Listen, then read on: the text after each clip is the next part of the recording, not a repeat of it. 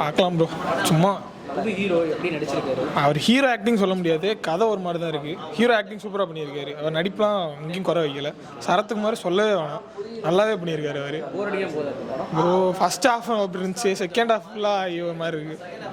இது பாட்டுலாம் பாட்டு அவ்வளோ பெருசாக ஒன்றுமே இல்லை. கடைசியாக ஒரு அப்பா சாங் இருக்கும்னு நினைக்கிறேன், அவ்வளோதான். சரி பார்க்கலாம் ப்ரோ. அவரு கரெக்டாக இருக்குது, அவர் சூப்பராக நடிச்சிருக்காரு. ஆக்டிங் நல்லா இருக்குது அவருது. ஆனால் கதை தான் ஒரு மாதிரி இருக்குது. சரி ஒன்று பார்க்கலாம். படம் நல்லா தான் இருந்துச்சு. ஆனால் நான் ஃபஸ்ட்டு கொஞ்சம் போர் அடித்த மாதிரி இருந்துச்சு. ஃபஸ்ட் ஹாஃப் ஓரளவு பரவாயில்ல. செகண்ட் ஹாஃப் வந்து கொஞ்சம் சென்டிமெண்ட் அதிகமாக இருந்துச்சு. என்ன மாதிரி ஜோன்? எந்த மாதிரி ஜோன் வந்து சைக்கோ த்ரில்லருமே ஃபஸ்ட்டு எடுத்துகிட்டு போனாங்க. கடைசியாக முடிக்கும் போதே கொஞ்சம் சென்டிமெண்ட்டாக முடிச்சிட்டானுங்க. ஹீரோ நல்லா நடிச்சிருக்காரு.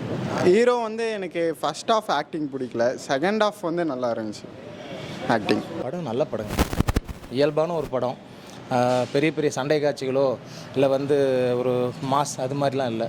இயல்பாக இன்றைக்கி சமூகத்தில் இருக்க வேண்டிய ஒரு கருத்து மனிதாபிமானம். மனிதாபிமான தன்மை வந்து எல்லாத்துக்கிட்டே இருக்கணும் அப்படிங்கிறத வலியுறுத்தக்கூடிய ஒரு படம். கொரோனா காலகட்டங்களில் வந்து அரசு மருத்துவமனை, அரசு செவிலியர்கள், தன்னார்வலர்கள் இவர்கள் எல்லாருமே எப்படிப்பட்ட கஷ்டத்தை அனுபவித்தாங்க, எத்தனை உயிர்கள் போணுச்சு, இதை வந்து அரசாங்கம் வந்து எப்படி மீண்டும் வந்து மறுகட்டமைப்பு பண்ணணும். கல்வியும் மருத்துவத்தையும் என்றைக்குமே தனியார் கையில் கொடுக்கக்கூடாது. ஏன்னா அது கொடுத்துட்டோம் அப்படின்னா லாப நோக்கத்தை மட்டும் தான் இங்கே பார்ப்பாங்க. கல்வி மருத்துவம் என்றைக்கும் அரசாங்கத்துடைய கண்ட்ரோலில் தான் இருக்கும். உலகத்திலேயே சின்னஞ்சிறிய நாடு கியூபாவில் வந்து கல்வி மருத்துவமும் இன்றைக்கு வரைக்கும் அரசாங்கத்துடைய கண்ட்ரோலில் இருக்குது. அதனால தான் கொரோனா காலகட்டத்தில் உலகத்தில் ரொம்ப ரொம்ப குறைவான உயிர்கள் பலியான நாடு எதுன்னு கேட்டால் கியூபா தான்.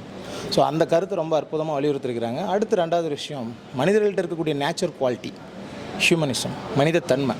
அந்த மனிதத்தன்மை இருக்கணும். ஸோ இந்த திரைப்படத்தை எல்லோரும் கொண்டாட வேண்டிய திரைப்படம். உள்ள திரையரங்கத்துக்கு உள்ளே போனப்போ கூட்டம் குறைவாக இருந்துச்சு. நான் எதிர்பார்த்தது தான். ஏன்னா வந்து இந்த இப்போ சமீப காலமாக அந்த லோகேஷ் கனகராஜ் இவங்க மாதிரி டைரக்டர்லாம் எடுக்கிற படங்கள் அப்படிங்கிறது வந்து மது, ட்ரக்ஸு, அடிதடி, சண்டை, இது எல்லாத்தையும் வந்து ஒரு பெரிய மாஸ் மூமெண்ட்டாக பண்ணோம். அதை வந்து ரசிக்கக்கூடிய ஒரு தலைமுறையாக மக்களை மாற்றிட்டு இருக்கிறாங்க. அது ரொம்ப தப்புங்க. ஏன்னா வந்து குளோபலைசேஷன் காலகட்டத்துக்கு அப்புறம் நம்மளுடைய கட்டமைப்பே செதஞ்சிருக்குது நாட்டில். ஸோ திரைப்படங்களில் காட்டக்கூடிய விஷயங்கள் அப்படிங்கிறது வந்து சமூகத்தை வந்து நல்ல ஒரு வழி கொண்டு போகிற மாதிரி இருக்கணும். ஸோ இந்த திரைப்படம் நல்ல ஒரு கருத்து. இதில் நடித்த நடிகர்கள், தயாரிப்பாளர், இதை எடுத்த தயாரிப்பாளர், இதை இயக்குனர் எல்லாருமே வந்து உண்மையிலே அவங்களுக்கு நான் நன்றி தான் சொல்கிறேன். ஹீரோ நல்லா பண்ணியிருக்காரு, சிறப்பாக பண்ணியிருக்காரு. நல்லா பண்ணியிருக்காரு. இயல்பான நடிப்பு. அது கிளைமேக்ஸ் ட்விஸ்ட் நல்லா இருந்துச்சு. அவர் தான் அதை செஞ்சுருக்காரு அப்படிங்கிறப்ப ரொம்ப அற்புதமான நடிப்பு.